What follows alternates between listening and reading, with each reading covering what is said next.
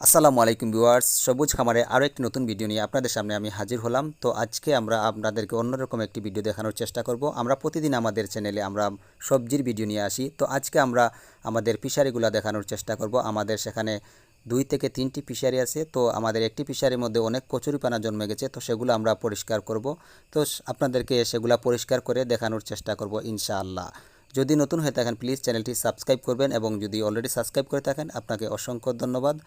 তো আপনারা ধৈর্য ধরে ভিডিওটি দেখার জন্য অনুরোধ রইল। আমরা সকালবেলা প্রথমে নাস্তা করে নিলাম। নাস্তা করে আমরা 3জন মিলে চলে আসলাম ফিশারি পাড়ে।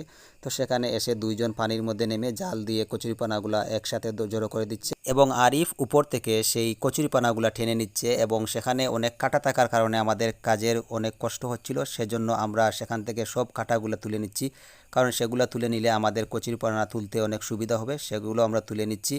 আবার সেগুলো আমরা যখন কচুরিপানা তোলা শেষ হয়ে যাবে তা আমরা ফেলে দিব, কারণ এগুলোর মধ্যে অনেক মাছের খাবার লেগে থাকে, সেজন্য আমরা এগুলো রাখি। আর একটি কথা আপনাদেরকে জানানো দরকার ভিউয়ার্স, তো আমরা প্রতি বছর লাস্টের দিকে আমরা ডিসেম্বরের দিকে আমরা সেখান থেকে মাছগুলা তুলে নেই, এবং জানুয়ারিতে মাছের পোনা ছাড়ি। তো আমরা এখন মাছের পোনা ছাড়ি নাই, আমরা ডিসেম্বরের দিকে মাছগুলা তুলে নিব, সেটিও আপনাদেরকে দেখাবো ইনশাআল্লাহ। ভিউয়ার্স, আমাদের আজকের টার্গেট হচ্ছে আমরা সম্পূর্ণ ফিশারিটি পরিষ্কার করে নিব, এবং সেখান থেকে সবগুলা কচুরিপানা উপরে তুলে নিব, এবং সেই কচুরিপানা দিয়ে আমরা আবার সার তৈরি করব, সেটিও আপনারা দেখতে পারবেন।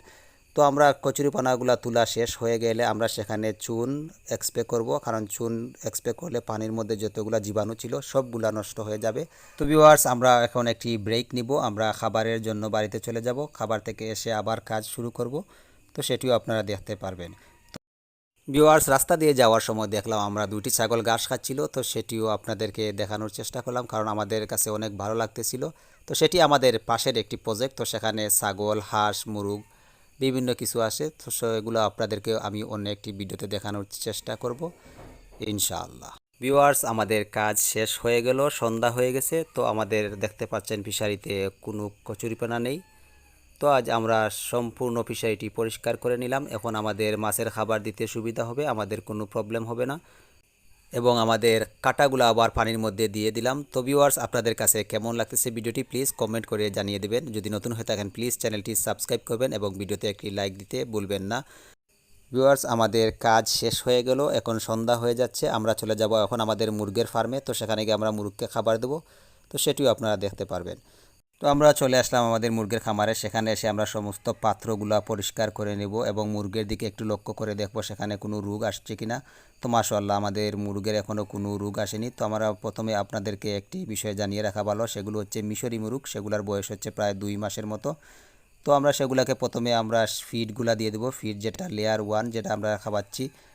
ভিউয়ার্স, আমাদের এখানে প্রায় 400টির মতো মুরগ আছে, সেখানে আমরা সেগুলাকে লালন পালন করতেছি। আগে ছিল আমাদের সেখানে টাইগার মুরগ প্রায় 100টির মতো। তো সেগুলো আমরা বড় হওয়ার পর বিক্রি করে দিয়েছি। সেগুলো থেকে আমাদের মাশাআল্লাহ অনেক লাভ হয়েছে। তো এগুলা যখন ডিমে আসবে তখন আমরা সেগুলার ফিড খাবারগুলা চেঞ্জ করে নেব, সেটি আপনারা দেখবেন ইনশাআল্লাহ। তো আপনারা প্লিজ চ্যানেলটি সাবস্ক্রাইব করে যাবেন, এবং ভিডিওতে একটি লাইক দিয়ে যাবেন, এবং ভিডিওটি শেয়ার করে অন্য কৃষক ভাইদেরকে দেখানোর সুযোগ করে দিবেন। আজ এতটুকুই, আল্লাহ হাফিজ।